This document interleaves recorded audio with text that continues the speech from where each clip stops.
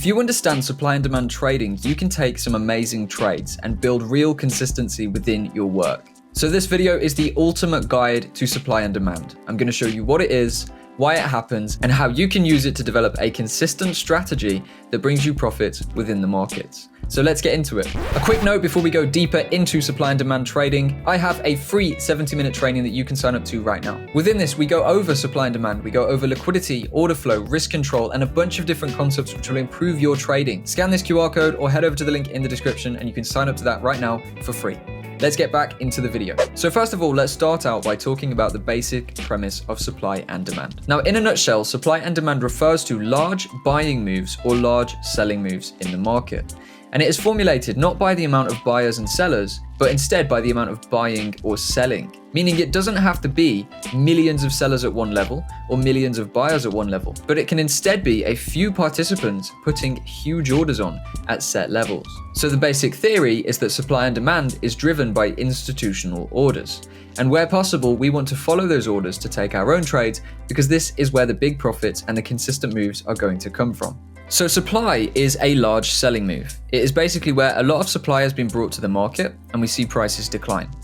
Demand, on the other hand, is a large buying move where we see a lot of demand come into the market, a lot of buying takes place, and this drives the price up very quickly. And to give you a very simplified and easy way to understand why supply and demand is useful, we can look at it from a pure pricing standpoint. So using this as an example then, we're going to look at this area of demand within this market. So from a pure pricing standpoint, we can see that this area between 1.11528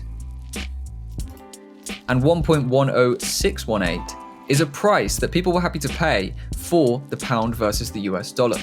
Now, if we see this as a price where people were happy to pay for this in the past, we can assume that this is going to be a price that people are happy to pay in the future. So the idea is then, if price can pull all the way back down to this range, we can also buy at this preset, well-priced level.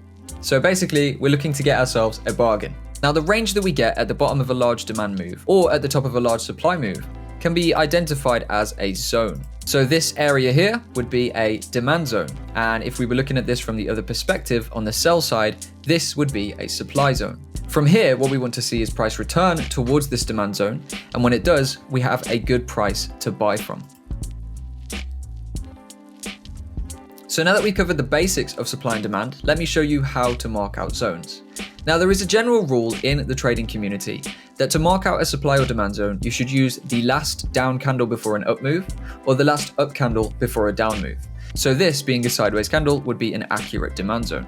And for a move like this, you would focus on the last down candle, okay? So that would be your demand zone. Now, I don't use this general rule. As I self-taught myself supply and demand using very basic tidbits of information, I actually developed myself a different rule, okay? I learned supply and demand in a different way. But I found this way to be very beneficial because I think it gives me the best results. So it's totally up to you whether you follow the general rule or you go with the approach that I go with. But my approach is to use the last candle before the impulse. So if we look here, we had this demand area and this big demand push-up. So what I'm going to do is identify the last candle before the impulse, which is this one, and use that as my demand zone. So as you can see with this buying idea, price filled into this and we could have got a nice entry and a safe stop loss and survived the move. Whereas if you were using the traditional supply and demand rules and you were entering like this, the wick would have actually gone below your zone and potentially taken you out of the trade. Now, I'm not saying that my way is right and everyone else's is wrong. It will be personal to you. And I'm sure if you trade with the standard rule, you'll do just fine. But for an insight into how I view it, that is what I do. The last candle before the impulse. So looking at this current structure, let me give you an example of how I would plot my demand zones. So this is a demand zone here because we have the last candle before this large impulse. We pull back in, we get a buy. This then becomes a demand zone, being the last candle before this large impulse. We come back in and we get a buy. And as you can see here, we had this large impulse. And here's a tip for you. If you've got very tricky price action to work with like this, what you can do is actually use the wicks of these moves. Now, the reason a wick is okay in a scenario like this is because simply the wick covers this entire range. By using the wick, this is going to be quite a high probability area to buy from in the future. Now, as you can see, not every demand zone is going to get hit. There's also a demand zone here, which hasn't been retested yet. Now, it may do some point in the future, but not every single one is going to provide a trade. For example, if you'd looked at this very clear demand zone, you would have actually missed out on this initial movement because price didn't come to retest it. But that's just the nature of probabilities that we have in trading, and this is something that can't really be entirely avoided. And in terms of plotting on supply zones, it works in the very same way. So for this example, all I've done is flip the chart upside down so you can see on a sell side how we would plot the supply zones. Okay, so one important thing that you will notice by looking at this is that we are always moving with the trend. And this is a very important thing to understand. You can only trade supply and demand with market structure. If you try to trade supply and demand without an understanding of the overall trend direction in the market, then you are not going to do very well. Because simply put, supply and demand zones will appear everywhere, but it's up to you to work out which ones are actually valid by following the trend structure. So if we're looking at this from a selling perspective then, we can see that this is actually a downtrend. From this point, we broke the structure here and we've had a lower low, lower high, lower low, lower high, lower low. So all we would want to do within this trend is sell from supply zones.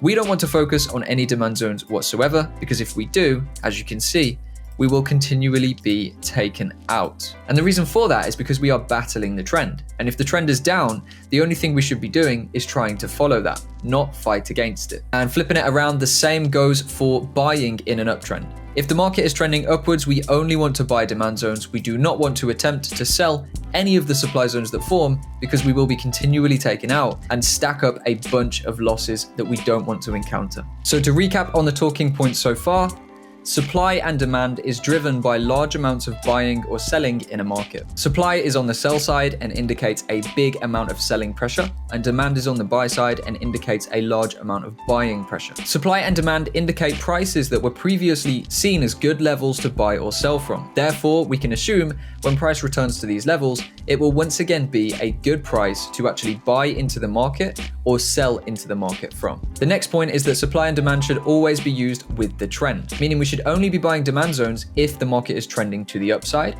and we should only be selling supply zones if the market is trending to the downside. We never want to battle the market, because if we do, we will stack up losses very, very quickly. So now what we're going to do is look at a couple of example trades using supply and demand and showing you how to put supply and demand together with market structure to catch consistent winning trades. For our first trade example, let's take a look at gold. Here we can see a market that has been uptrending solidly. We had this very large pullback down, but since hitting this demand zone here, we've actually had a break of structure to the upside, which you can see just here. So now we have this high time frame confirmation. So now we have this high time frame trend pairing with this break of structure after retesting a demand zone, indicating that maybe we could be due to move to the upside. Now, supply and demand can be used for targets. Now, supply and demand can be used for entries, and it can also be used for targets. Pretty much every trade I get into is either going to be targeting a point of liquidity, which is a topic for another video, or an imbalanced supply and demand zone. So if we were looking to buy this, we would buy from the demand zone, which is just down here. And if we were looking for a target, we would use a clear imbalanced supply or demand zone, much like this one just here, and maybe even these ones up in the high of the move.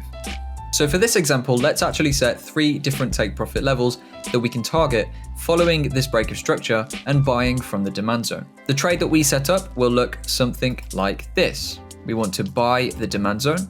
We can put our stop loss beneath the low of the move, and then we can target through into each of these levels. And as price moves, we can take profit along the way. And let's see how it goes.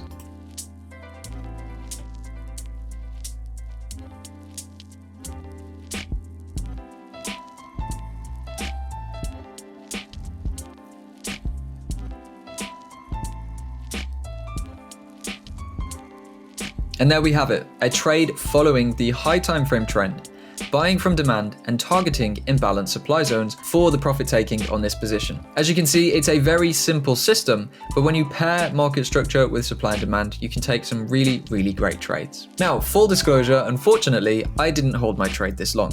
I got myself and my team into this position down here in this low time frame price action. However, we were looking at this from a different perspective, and due to some fundamentals, I decided to take the profits early. So we targeted this imbalanced supply here and used a very low time frame, 15-minute and 30-minute demand to buy from this point up to this point.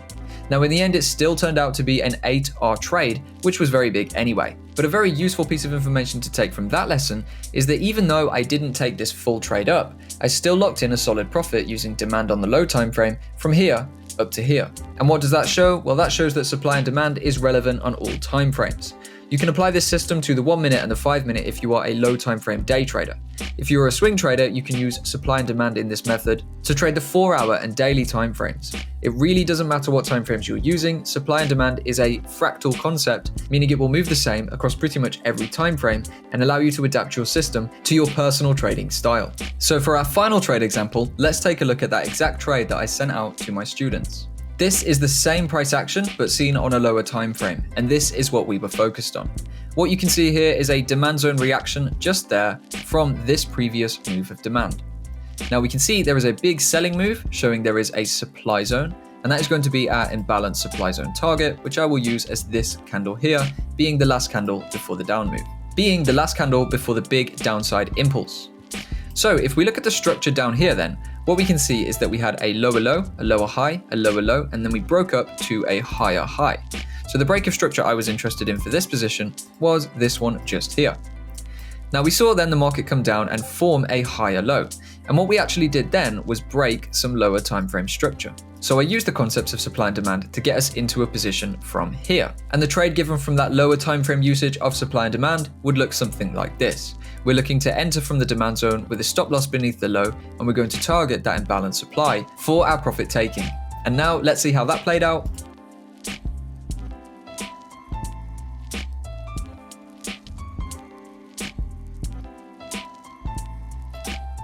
Very, very nicely. So as you can see, supply and demand is not rigid to one time frame. You can apply this on the lower time frames or the higher time frames, and it will bring you some really, really nice results. And that brings us to the end of the video. I hope you've enjoyed this guide on supply and demand trading. And now what I want you to do is go ahead to the market and backtest this for yourself to develop your consistency with a supply and demand trading system. Now it does take some time to master supply and demand and to understand which zones you should be focusing on, but all you need to remember is that you have to move with the trend. If you do this, you can get some really solid results week by week and month by month and build yourself a profitable trading system using the very simple concept of structure and supply and demand in conjunction. I hope you've enjoyed this video. If you have, make sure you subscribe to my channel because I post educational videos here every single week. Thank you for watching, and I'll see you in the next one.